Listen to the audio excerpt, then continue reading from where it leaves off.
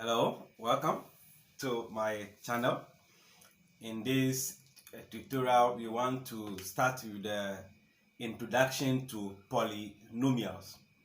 We have polynomials and we have polynomial function.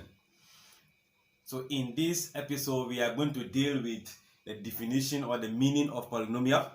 We will talk about the degree of polynomials, then types of polynomial, and eventually how to evaluate what polynomial. So if you are new, consider subscribing to the channel, like and share for more videos.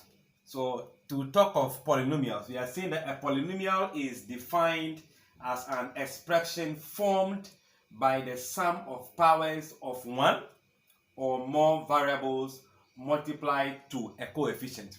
So in this, we can deduce two things. We have what we call powers, constants. We also have what? Coefficient. So in other school of thought, we can say that polynomials are algebraic expressions that comprises of what? Variables and constant. But if you are talking of polynomial function, it becomes a function that can be expressed as what? Polynomial. So for a polynomial, we can, sometimes it is being represented as this or sometimes as this. So more often you see it being represented this way, at times it's being represented this way, and at times too it is being written without the prefix of the px or fx. So we have, so this is how polynomials are represented by a standard representation. It could be without the prefix. We could also start with px is equals to this. Now we are saying that it is just the sum.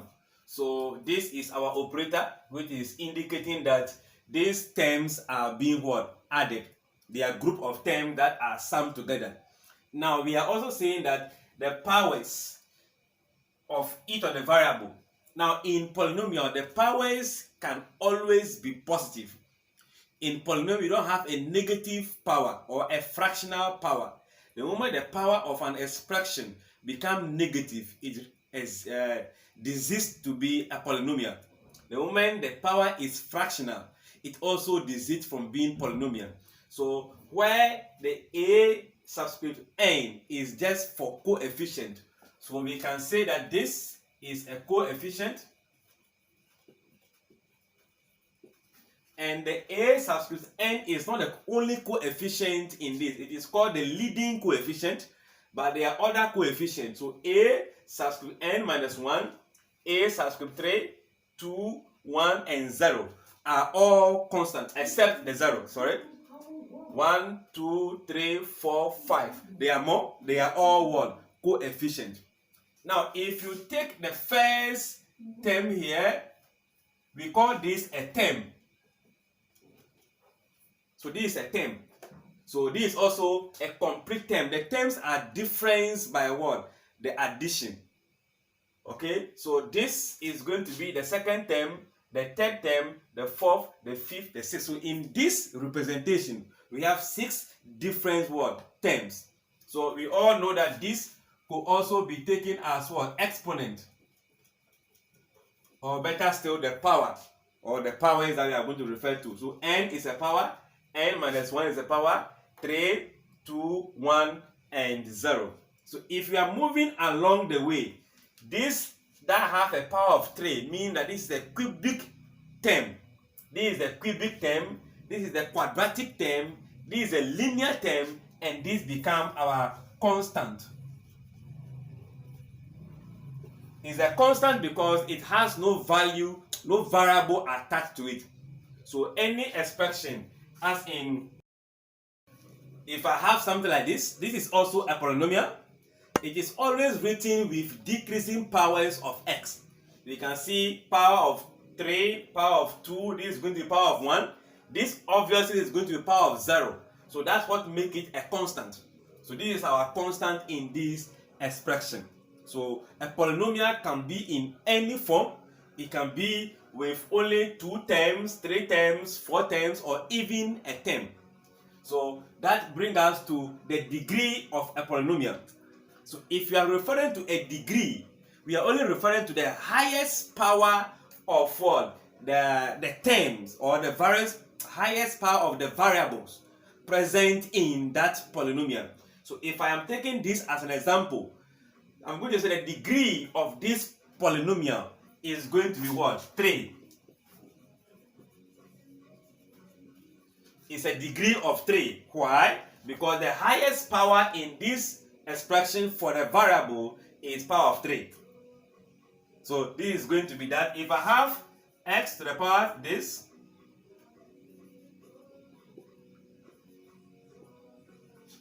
let's say we have this also as an example of a polynomial. Now, if the powers are decreasing, you can see 7 to 1. Power being decreasing doesn't mean that it should always be in a successive. It must just be a decreasing order. So this is also a polynomial of how many terms? 1, 2, 3, 4. 4 terms. But what will be the degree of this polynomial? The degree is going to be 7. So we have a degree of what? 7. This is going to be a polynomial of how many terms? 1, 2, 3, 4. But how many degree, or what is the degree? We have a degree of 3. So when we talk of a degree of polynomial, we are only referring to the highest power of variable present in that polynomial. In instances, this thing can be rearranged, whereby the 9 can come first, this will be in the middle, but always we rearrange it in decreasing power of our variable. So if you want to talk about types of polynomial, the types is based on 2 things. 1, terms. 2, power. Let's begin with the terms. So if I have definition of terms, meaning the number of terms will determine the name I'll give to it. So if I have, this is how many terms? 1. This is only 1 term. I'm not talking about the power. It's only 1 term. If I have, this is also a term, 1, even though the power is 9. So if I have a term to be 1, I call it what? Monomial. A polynomial with only a single term or a term is called monomial. So this is a monomial polynomial. Then if I have 2, let's say we have this. How many terms are we having?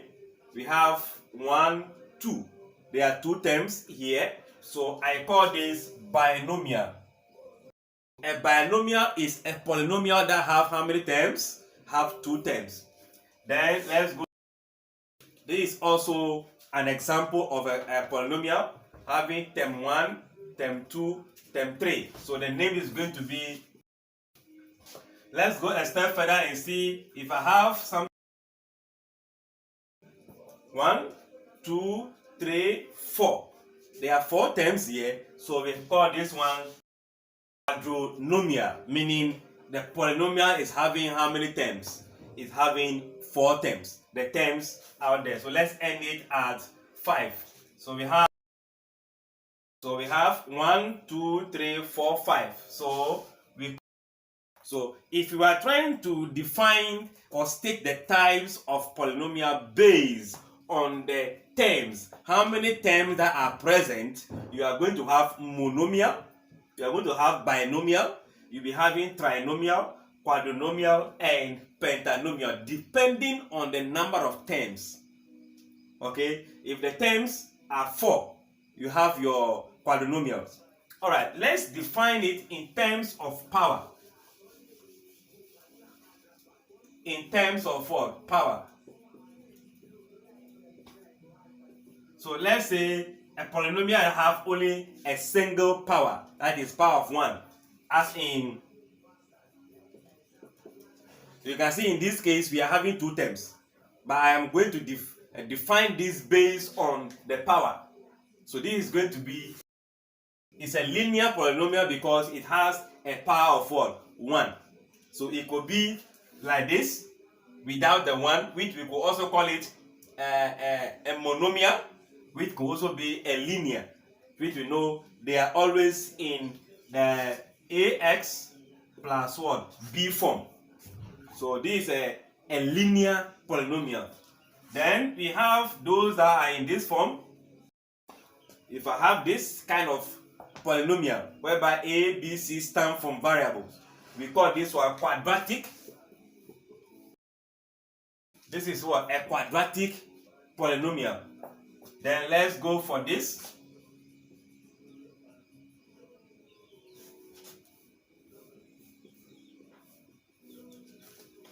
Don't forget here, 1, 2, 3, there are 3 terms, but because the power is 2, we call it quadratic.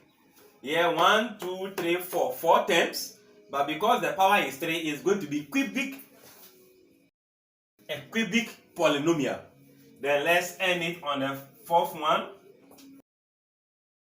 So with this, we have term 1, 2, 3, 4, 5 terms, but we are not going to mention it pentanomial, but we are going to define this based on the power. The power is 4, so we have quartic polynomial. So you can see the differences. So the type could be based on the terms present, or the types could also be based on the various degree that the polynomial have, the highest degree present in that polynomial. So because all this will be used henceforth when it comes to division or finding the zeros of a polynomial. So these are the various types. Now, if you are asked to evaluate a polynomial, we are only trying to find the value of the whole polynomial when x assume a certain variable, a certain value, as in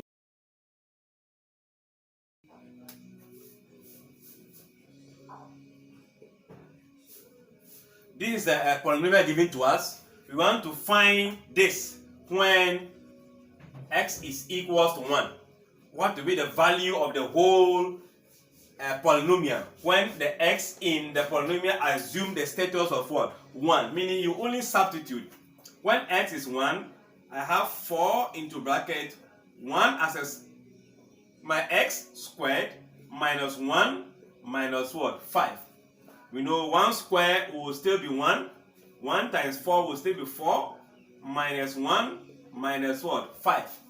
We know when it comes to subtraction, we can begin from the left, taking the first 2, which will be 4 minus 1, which I believe that will be 3, then minus 5. We've learned some the tricks in addition of integers says that maintain the first number, change the sign, then change the, this is plus 5. So make it what? Minus what? 5.